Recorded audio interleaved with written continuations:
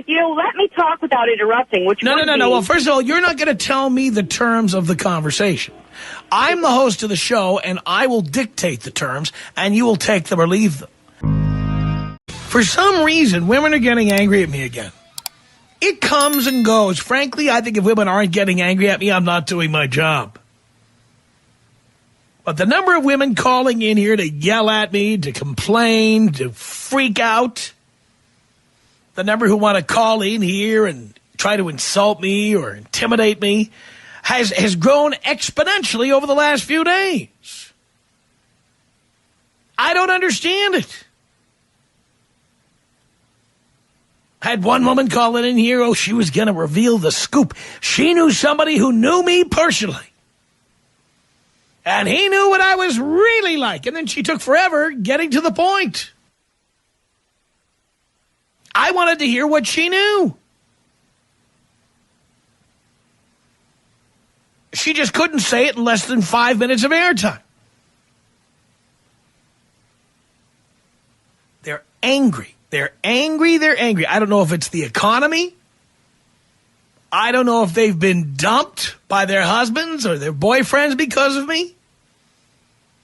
I don't know if it's because I'm ruining things for them.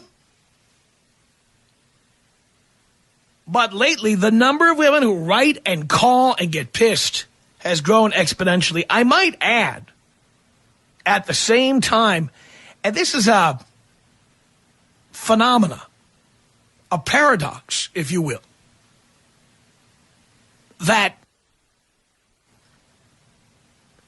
at the same time women get angrier at me, there is also an increasing number of women writing to me, sending me naked pictures of themselves and their phone numbers at the same time. Oh, yeah. These go up and down at the same time. So when the number of women complaining about me goes down, so does the number of women who are soliciting my services. The number of women who want to get with me. It always gets better when women hate me and they're yelling at me. The other women come out of the woodwork like crazy. And I do love that. I don't know what it is about me. I'm just doing a radio show here. I'm just earning a living. This is a show that's aimed at guys anyway. What is it about women listening to this show, calling in, yelling at me? What is it about me that makes them so upset? The little ladies just they get their panties in a wad over this program. Seriously.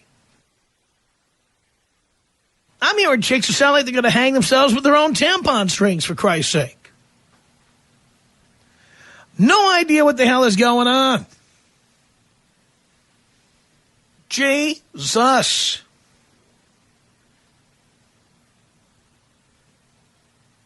I see a radio program as being like a tea kettle, okay? The show is like a pot of boiling water. It's not boiling when you put it on the gas, right? You put it on and it starts off kind of cool. And then you see little bubbles start to appear in it, and eventually you have to blow off steam, and you see that tea kettle starting to whistle. That's where we're at now with chicks. The broads are angry. The broads are upset. The broads are pissed. They're pissed at me. I know many of you out and out hate my guts. Now, say what you will, ladies. There's only one radio program with the balls to take on people like you who hate me. Our screener, Dean J. D'Amelio, he clears all the phone lines. And in this case, he'll clear all the phone lines not only of sycophants, supporters, fans, Tom lovers, 101 students. He clears all of them off the line. He's also going to clear men off the line. Just going to clear the decks so that women with bile, women who are bitter, women who are angry, women who hate the sound of my voice,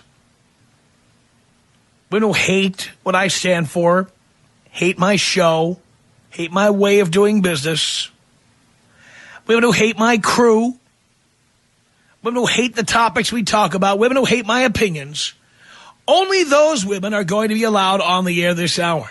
In fact, those women are the only people who are getting on this hour. And of those, it's only the women who absolutely hate my guts. Now, you can say I'm afraid if you want. You can call in here all you want and say what a pussy I am. Name another show that does this. Name another talk show where the host is not afraid to talk just to haters. If you are a hater, you can call me here right now at 1-800-5800-TOM. 1-800-5800-866. Now, this is an hour for people who absolutely hate me, detest me. Think the world would be a better place without me, or at least a better place without my show. If you have mild distaste, mild dislike, occasionally disagree, kind of think it's funny but kind of offensive, this is not the hour for you to call in. You can listen. You can enjoy the show for what it is. But that's not the kind of person I want calling in. I want bile. I want anger. I want those who hate me. Women who hate me. I'm going to make it even easier for the little ladies who don't want to break a fingernail dialing over and over. I'm going to take just the women who hate me. I'm not even going to take the men who hate me this hour. I'm just going to talk to the chicks. So if you are one of those chicks, if that's you, call me here at 1-800-5800-TOM. It's 1-800-5800-866. Try the phone lines. Dean has cleared the decks. You will get right through.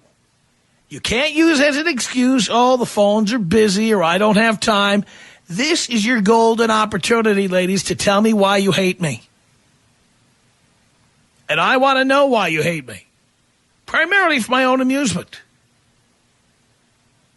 But if you think you're smarter than I am or articulate than I am, if you are able to articulate your rage against me and make me look bad, if you think you can do that, ladies, call me right now at 1-800-5800-TOM. It's 1-800-5800-866. And ladies, if you're in another country and you hate me, the number we give out, the 800 number, will not work where you are. We even have an international phone line just for you ladies who hate me in other countries. You dial the country code, it's 1. The area code is 323. And the telephone number is 520-6211. I'll give you that whole mouthful again here, ladies. It's 1-323-520-6211. I will take lady haters from around the world. All you broads out there who want to call in and mess with me, you go right ahead. 1-800-5800-TOM. In the United States, outside the United States, 1-323-520-6211. Let's start this hour with Jessica as I talk to the women who hate me on the Tom Leykis show. Hello. Hi. Hi. You know, Tom, to say I hate you gives you entirely too much credence. That's like saying I hate a handicapped, mentally challenged child, okay? I don't hate you. So you think I'm a retard? So you think I'm a retard? Well, if you'll let me talk without interrupting, which No. Well, first of all, you're not going to tell me the terms of the conversation. I'm the host of the show, and I will dictate the terms, and you will take them or leave them.